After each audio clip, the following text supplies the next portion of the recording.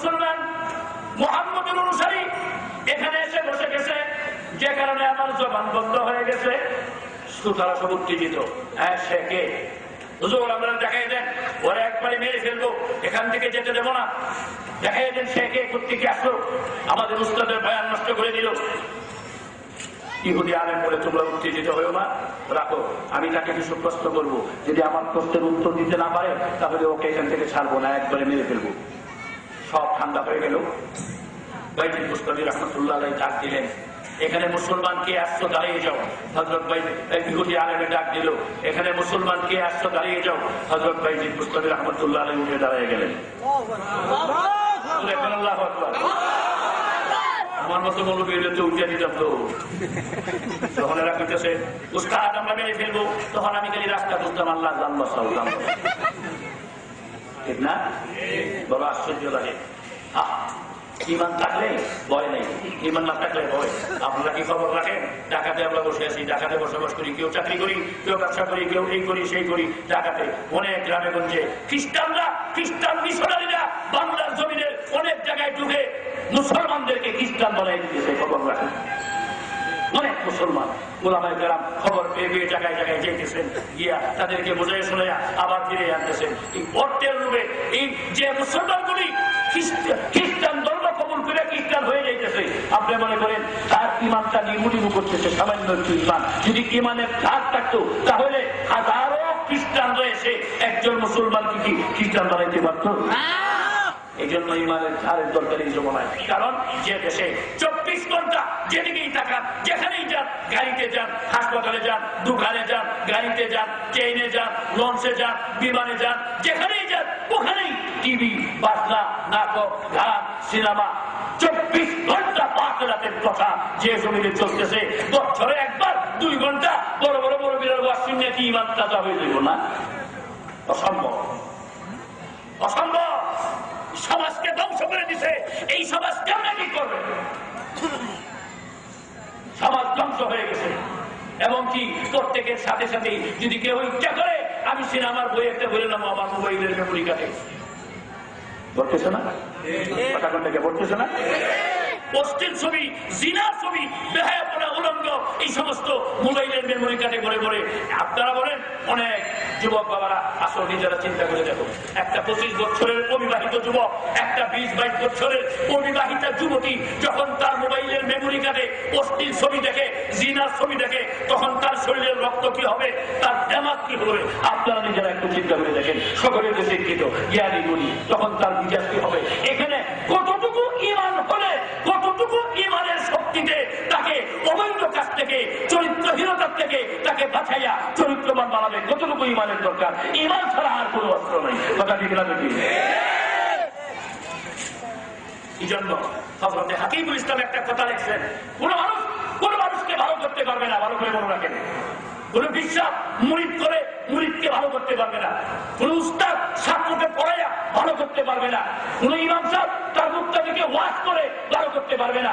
কোন বাবা তার সন্তানকে আদর করে ভালো করতে পারবে না।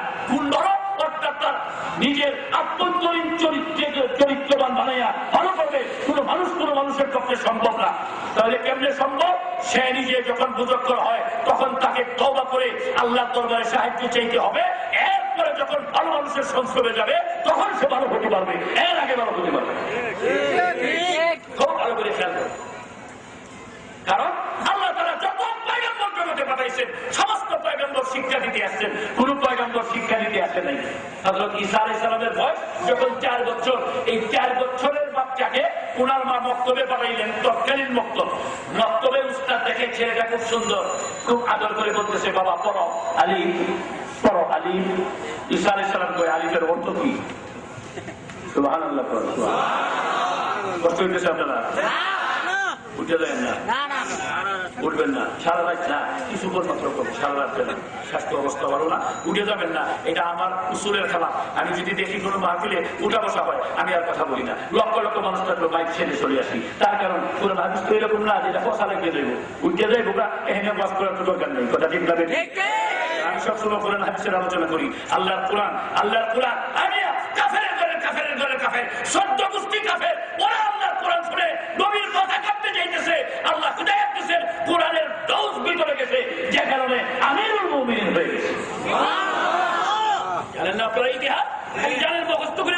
কি দেখেন একটু, হেদায়েত কি জিনিস। হযরত ওমর হাতে তরবারি নিয়ে নবীর মাথা কাটতে যাইতেছে, কেন? দুনিয়ার নবী হইয়া। আবু জাহেল বলছে, কে পারবে মুহাম্মদের মাথা কেটে আমার হাতে দিতে? 100 উট তাকে পুরস্কার দেব, 100 দিনার তাকে পুরস্কার দেব। কেউ সাহস পায় না। বিরাট বৈঠকে আবু জাহেল নিজে বলতেছে, 100 উট দিব, 100 দিনার দিব, মুহাম্মদের মাথা কেটে এনে দিবে, কে পারবে? কেউ সাহস পায় না। উমর গর্জে উঠলেন, আমি পারবো আবু জাহেল, তোর ওয়াদা ঠিক থাকবে নি। তোমার পক্ষে সম্ভব, যা।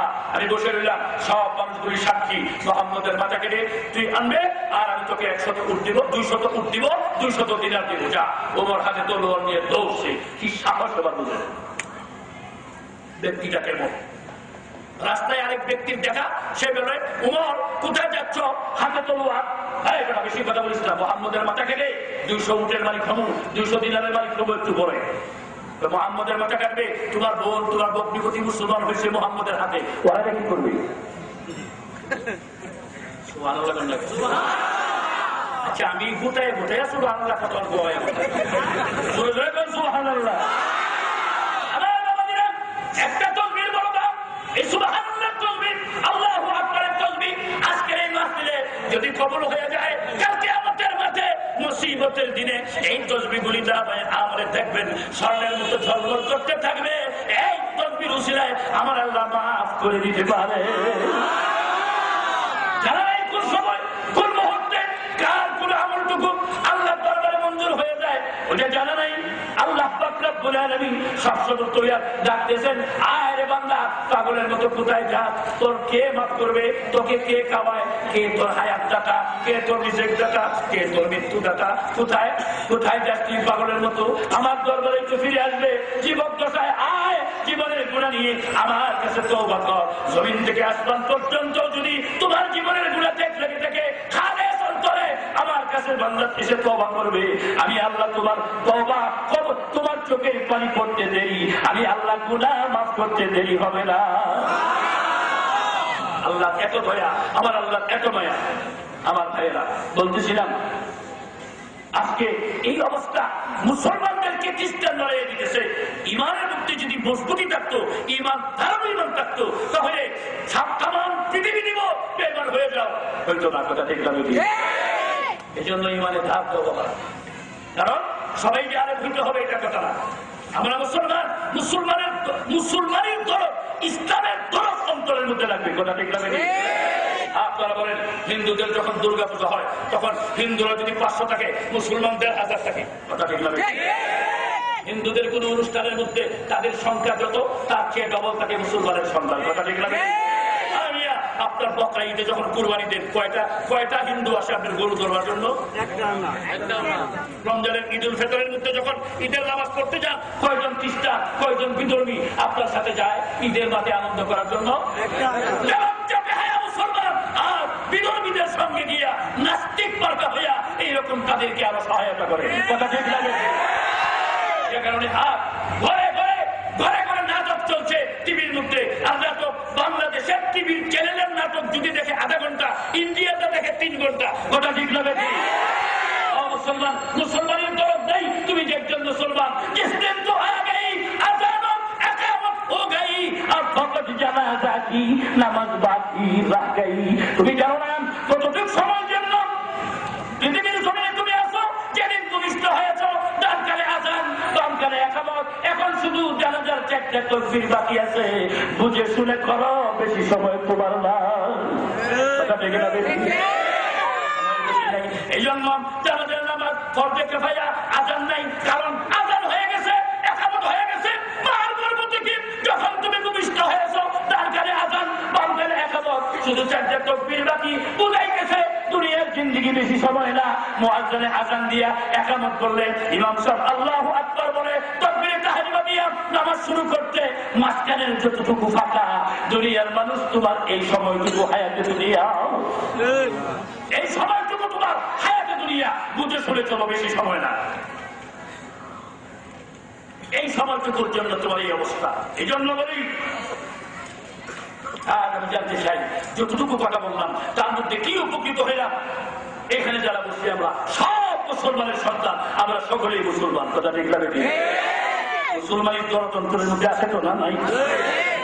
এটাই প্রমাণ করে বলতে হবে না যে মুসলমানের দরদ, আমরা যে মুসলমান ইসলামের দরদ, কোরআনের মহব্বত, নবীর প্রেম অন্তরে আছে বিদায় আজকে আমরা এই মাহফিলের মধ্যে বসে আছি। কথা ঠিক না?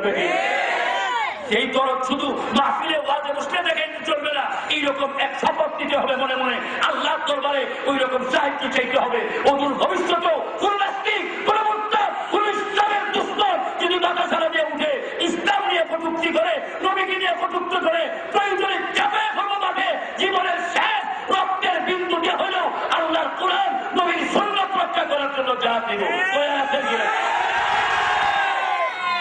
মুসলমান এই জন্যই জাতীয় ঈমান আছে। একজন ঈমানের বহুদান, হাজারো ইহুদি বসা, একজন মুসলমান, উনিকে হযরত বাইতুল মুস্তাফি রাহমাতুল্লাহ আলাইহি দাঁড়িয়ে গেছেন ভয় নেই, সব ইহুদি, একজন মাত্র মুসলমান। ইহুদি আলেম ডাক দিছে, কে এখানে মুসলমান? দাঁড়িয়ে যাও। হযরত বাইতুল মুস্তাফি রাহমাতুল্লাহ আলাইহি দাঁড়িয়ে গেলেন। ইহুদি আলেম বলে, আমি তোমাকে কিছু প্রশ্ন করবো, আমার প্রশ্নের উত্তর দিবেনি? বাইতুল মুস্তাফি রাহমাতুল্লাহ আলাইহি বলতেছেন, ইনশাআল্লাহ চেষ্টা করবো। খুব হাসি মুখে, আদবের সাথে, বেয়াদবানা সুরক্ষা, অহংকার না, বলেন কি বলবেন, উত্তর দিব। এরকম না, যেমন আমরা দেশে কিছু জায়গায় জায়গায় আছে, যদি জ্ঞান বেশি অর্জন করে, ডিগ্রি কয়েকটা থাকে, আগে সুযোগ হয়ে আসতো, এখন ঘর বেকা করে যাবে, ডিগ্রি বেশি করে। আগে সালাম দিলে ওয়ালাইকুম আসসালাম ওয়া রাহমাতুল্লাহ, এখন সালাম দিলে জব করে ওয়ালাইকুম সালাম। ডিগ্রি বেশি হয়েছে, জনি বেশি হয়েছে, অহংকারে আর লড়তে পারে না। তুমি কিনে অহংকার করো না, এক ফুটা না পাক দিচ্ছই তো। কথা ঠিক না? আমার আল্লাহ কি করে শুনুন, ইন্নাকা লান তাখরিকাল আরদা ওয়া লান তাবলুগাল জিবালা তুলা। সাবধান, দম্ভ করে, অহংকার করিবা করে, হার ঘুরে ঘুরে আমার এই জমিনে চলবি না। সাবধান, তুই এই জমিনকে বিদীর্ণ করিতে পারিবে না।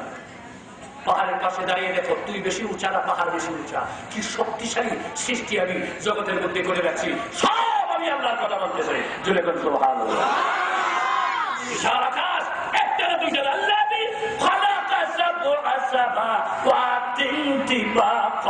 আমার আল্লাহ বলেন 7টি আকাশ সৃষ্টি করছি। একটা আকাশ থেকে আরেকটা আকাশের বড় কতটুকু জানো? হাদিস শরীফে আসছে, প্রথম আকাশটা থেকে দ্বিতীয় আকাশ কত বড়? তামাম জমিন দিয়ে বুঝো, তামাম পৃথিবীর জমিন, মাসজিদ থেকে মাগরিব, শিবাল থেকে জুলু, জমিনের আয়তন, জমিনের শিবালা যে পর্যন্ত আছে, মাঝখানে কোনো সমুদ্র নাই, নদী নাই, খাল বিল নাই, উঁচা নিচা নাই, পাহাড় পর্বত নাই, বাড়ি ঘর নাই, বিল্ডিং নাই, একদম সমতল ভূমি, একদম প্লেটের তলার মতো। তামাম পৃথিবীতে কিচ্ছু নাই। মাঝখানে যদি একটা খেজুরের বিচি পড়ে থাকে, এই পৃথিবীটা হলো প্লেট, মাঝখানে হলো একটা খেজুরের বিচি। এই খেজুরের বিচি যেমন তামাম পৃথিবীর প্লেটের কাছে মাঝখানে পড়লে যেমন, দ্বিতীয় আকাশটা প্রথম আকাশ থেকে এত বড়, দ্বিতীয় আকাশের কাছে প্রথম আকাশটা একটা খেজুরের বিচির মতো। আল্লাহর সৃষ্টি, বসার মতো মানুষ হয়ে খালি লাফায়, খালি লাফায়। পৃথিবীর ইতিহাসে দেখা যায় 4 জন মানুষ সারা দুনিয়া রাজত্ব করছেন। কয়জন? 4 জন। বুঝো শিক্ষিত ছেলেরা, ভালো করে মনে রাখো, 4 জন মানুষ পৃথিবীর ইতিহাসে পর্যন্ত দেখা যায় সারা দুনিয়া রাজত্ব করছেন। 4 জন মানুষ, 2 জন বিধর্মী, 2 জন মুসলমান। বিধর্মীর 2 জনের একজন হল নমরুদ্দিয়া, আরেকজন বখতেনসর। মুসলমান 2 জনের একজন হযরতে সুলাইমান আলাইহিস সালাতু সালাম, আরেকজন হযরতে যুলকারনাইন, যাদের কথা, যাদের ইতিহাস, যাদের ঘটনা স্বয়ং আল্লাহ তাআলা কোরআনের মধ্যে উল্লেখ করেছেন। কেমন রাজত্ব?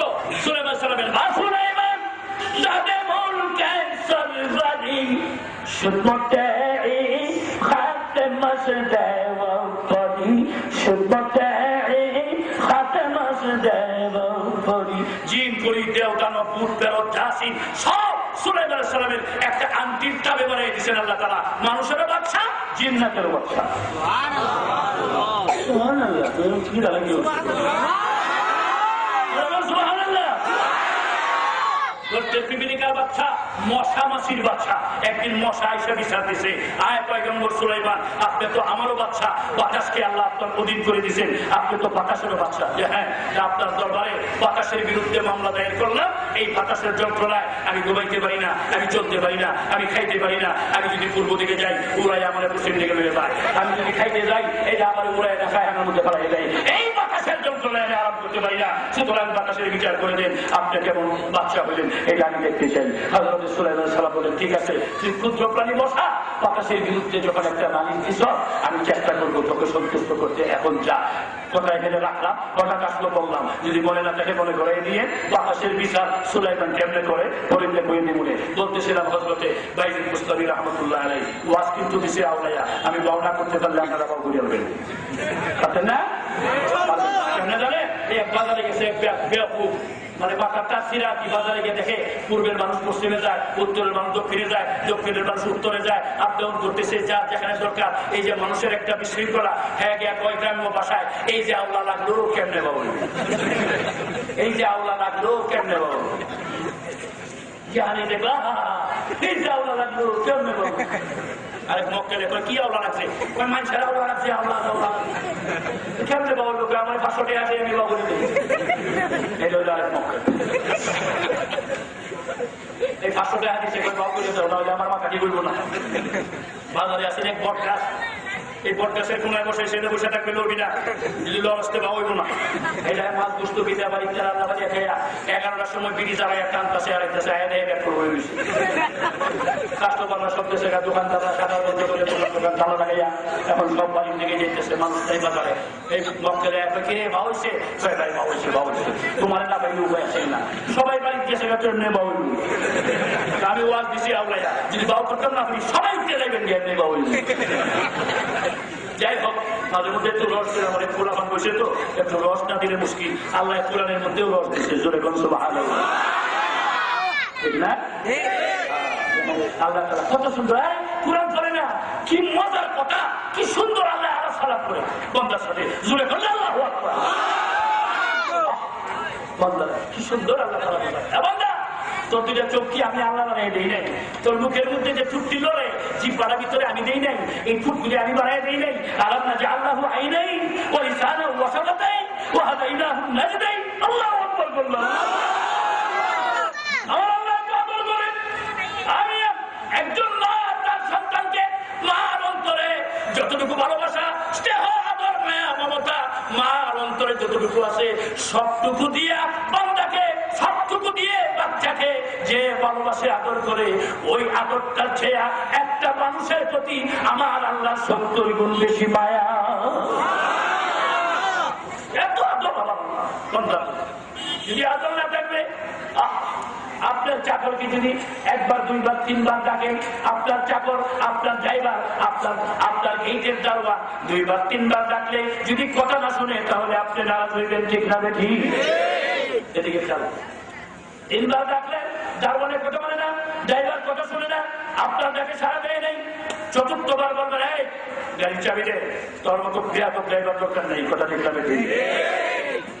হয় দেখ গেটের চাবি দেখ, তোর মতো বেয়াদব দারোয়ানের দরকার নেই। কেন?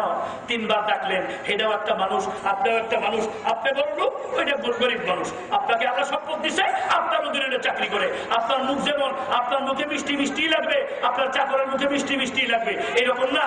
আপনি বড় লোক, আপনার মুখের মধ্যে মিষ্টির মধ্যে কলার স্বাদ, আর চাকরের মধ্যে মিষ্টির মধ্যে তিক্ত তেঁতুলের স্বাদ, এরকম না। আপনার যে মুখ তার এমন মুখ, আপনার জিহ্বা যেমন স্বাদ তার জিহ্বা এমন স্বাদ, আপনার যেমন হাতে 5টা আঙ্গুলি তার হাতে 5টা আঙ্গুলি, কথা ঠিক না?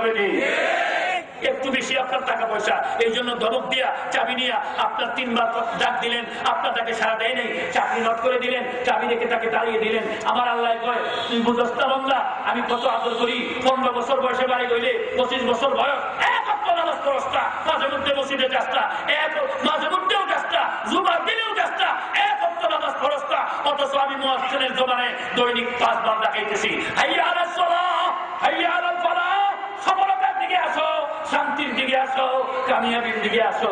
গাছ ধারাবি করে তুই যা, তোর মতো বড় গাছ ধারার কে ঠিক যাবে? এরপরেও তো আমি আল্লাহ তোর জবান বন্ধ করে দেই নাই। 15 বছর বয়সে